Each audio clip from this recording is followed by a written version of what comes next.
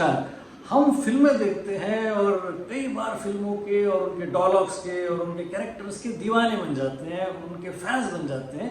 कई बार उनकी body language और उनके कुछ खास डायलॉग्स हमारे स्मृति में कैद होकर रह जाते हैं और कई सालों तक वो जाते नहीं। गब्बर और सांभा और जय और वीरू और बसंती हमारे याद में रह जाते हैं। कई बार इन विलेंस को, जो कि मुगैम हो सकता है या लायन हो सकता है या छप्पन टिकली हो सकता है, इनको हम नापसंद करते हैं, लेकिन राहुल या प्रेम या विजय जैसे कैरेक्टर्स के साथ हम रिलेट करते हैं और उनको पसंद करते हैं।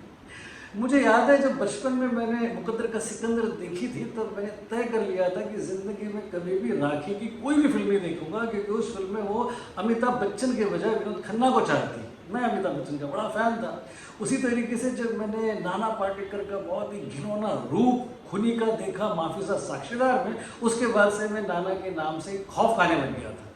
तो इनके पीछे होते हैं वो राइटर्स और डायरेक्टर्स जो इनको जन्म देते हैं, और कई बार ये राइटर और डायरेक्टर्स इन पात्रों के प्यार में पड़ जाते हैं, इनको मरने नहीं देते। वो साईं बाबा को बुला के इनको दृष्टि प्रदान कर देते हैं, या कई बार हनुमान जी को बुलाकर इन्हें ताकत दे देते हैं, और कई बार देवियों को बुलाकर भी इनको ताकतवर बना देते हैं, लेकिन किसी भी तरीके से इन पात्रों को मरने नहीं देते।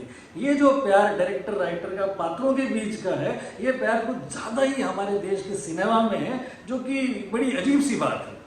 लेकिन एक जोड़ी है जो अपने पात्रों से बिल्कुल प्यार नहीं करती, उनके कैरेक्टर्स कहानी के सिचुएशन के अनुसार ही बर्ताव करते हैं और वैसे ही पेश आते हैं। उनको ऐसा लगता है कि जैसे कहानी में छोड़ दिया गया है। इनके साथ डायरेक्टर्स और राइटर्स का कोई भी अफेक्शन नज़र नहीं आता, और उनमें ना कोई हीरोइज्म होता है, बस कहानी की एक ईमानदारी होती है जिसको बहुत ही अच्छी तरीके से ये राइटर डायरेक्टर की जोड़ी निभाते हैं। मैं बात कर रहा हूँ कोएन ब्रदर्स की, यानी कि जोएल कोएन और इथान कोएन भाइयों की। और इस वीक की फिल्म है No Country for Old Man, जो कि 2007 में रिलीज हुई थी। ये फिल्म बेस्ड है कॉर्मेक के 2005 में इसी नाम से लिखे गए नॉवेल पर, और ये उन चंद फिल्मों में से हैं जिन्होंने अपनी किताब के साथ सही तरीके से न्याय किया है। हाँ, एंड में फिल्म थोड़ी सी अलग हो जाती है, लेकिन फिर भी नॉवेल के साथ 80% लॉयल रहने में ये फिल्म सक्षम है। कोएन ब्रदर्स माने जाते हैं ऐसे प्रभावशाली किरदारों को जन्म देने के लिए जिनसे उनको कोई खास मोहब्बत नहीं होती।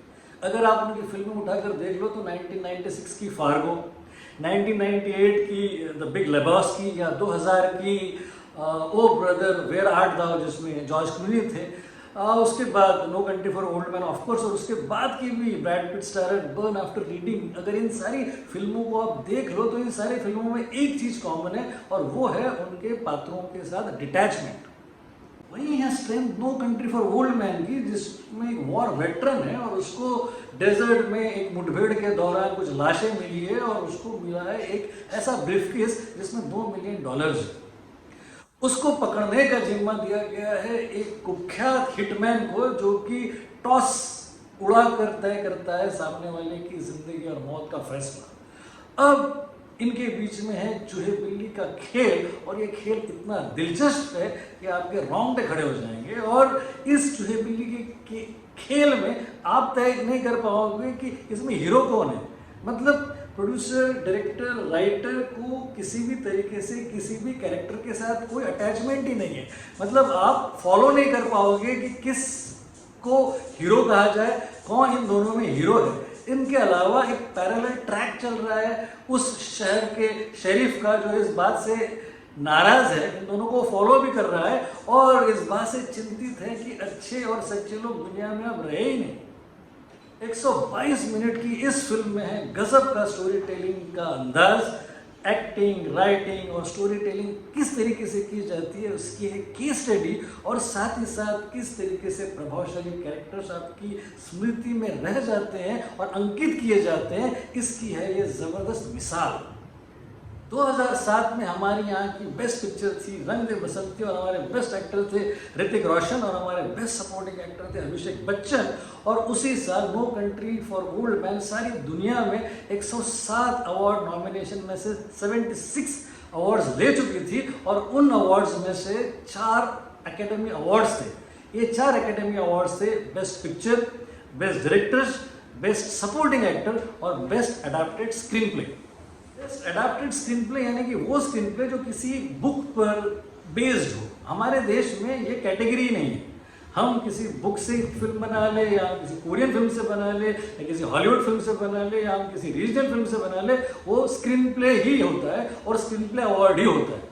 बेस्ट अडैप्टेड स्क्रीन प्ले नाम की कोई कैटेगरी ही हमारे देश में नहीं है।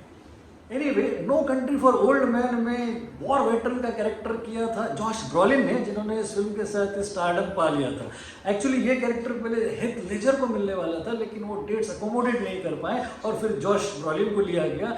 और फिर वो सबसे बड़ा कैरेक्टर चिगड़ू का, जो कि सीरियल किलर है, वो कैरेक्टर मिला ज़ेवियर बारदेम को, जो कि एक्चुअली देखा जाए तो बहुत फेमस मेक्सिकन स्पेनिश एक्टर थे और वो ब्रेक की राह देख रहे थे अमेरिकन फिल्मों में। अब कोएन ब्रदर्स की बड़ी फिल्म में जब उनको ब्रेक मिला, और कैरेक्टर भी एक ऐसे सीरियल किलर का जिसका कोई सेंस ऑफ ह्यूमर नहीं है, जिसका हेयर स्टाइल बहुत ही बकवास है, बहुत ही बुरा है, और जो हमेशा पेसिमिज्म और नियलिज्म की बातें करता हो, ऐसे कैरेक्टर को एक अलग ऊंचाई पर लेके गए ज़ेवियर बारदेम। और साथ ही साथ तारीफ करनी पड़ेगी कोएन ब्रदर्स की, जिन्होंने हमेशा आउट ऑफ द बॉक्स फिल्में देखकर हमेशा दुनिया को एंटरटेन किया है।